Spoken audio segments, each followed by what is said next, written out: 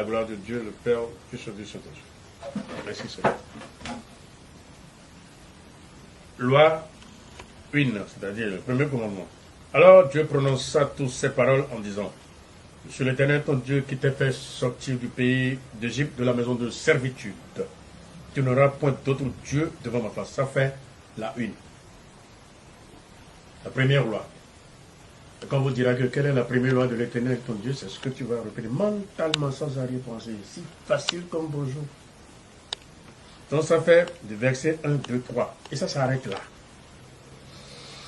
Et vous n'allez pas vous fier aux écrans. C'est ce que vous allez faire, c'est-à-dire c'est de tirer des choses des écrans, d'avoir un gros cahier et de les recopier parce que dans peu de temps, il y aura des questions-réponses. Nous allons vous interroger, ainsi de suite. Sur tout ça, vous allez répondre pour avoir un petit point. Si vous trichez, ça va être tant pis pour vous. Dans peu de temps, on aura un écran sur lequel vous serez surveillé. À partir d'ici, dans le monde entier. Bien sûr. Quand on te parle, on te regarde. Tu ne peux pas tricher en ce temps-là. Oui, il y a ça. Donc ne vous trompez pas en disant que la question-réponse, vous aurez vos cahiers devant vous. Non, vous vous trompez largement. Dans peu de temps, vous allez voir ça. Donc le verset 1, 2, 3, la loi 1, c'est-à-dire le premier commandement. Deuxième commandement. Tu ne te feras point d'image taillée, ni de représentation quelconque des choses qui sont en haut dans les cieux, qui sont en bas sur la terre et qui sont dans les eaux, plus bas que la terre.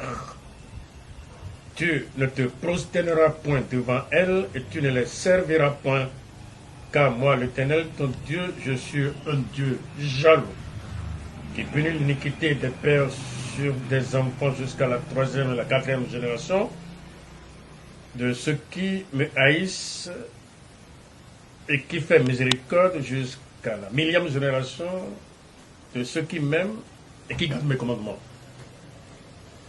C'est ça la deuxième loi. Le deuxième commandement. Donc c'est à partir du verset 4, 5, 6. Troisième commandement. Tu ne prendras point le nom de l'Éternel ton Dieu en vain, car l'Éternel ne laissera point impuni celui qui prendra son nom en vain. Donc ça, c'est le verset 7. Troisième loi. Quatrième commandement. Le verset, à partir du verset 8. Souviens-toi du jour de repos pour le sanctifier. Tu travailleras 6 jours. Et tu feras tout ton ouvrage. Mais le 7e jour est le jour du repos de l'Éternel, ton Dieu. Tu ne feras aucun ouvrage, ni toi, ni ton fils, ni ton bétail, ni l'étranger qui est dans tes portes.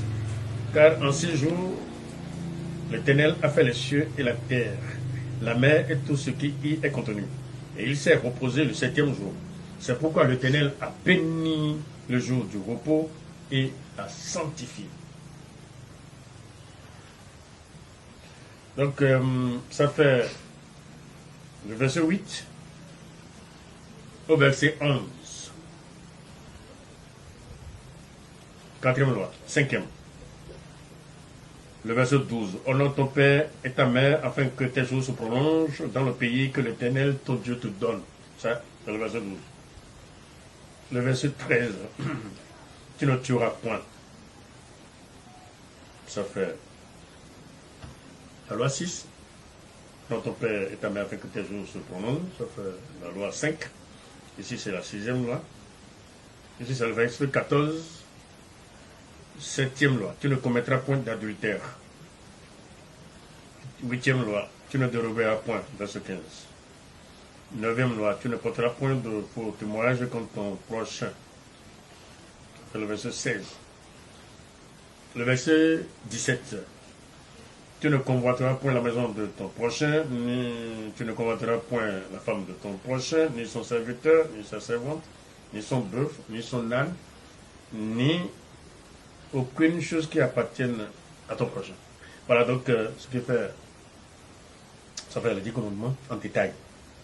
Avec le verset, ce que vous allez recopier rapidement, c'est comme ça, les bûchers, ainsi de suite, et au cours des interros, puisque là, par exemple, je vais vous demander la 6e, là, la 7e loi, et si la personne a du temps, il vous fera réciter librement, simplement, les 10 commandements.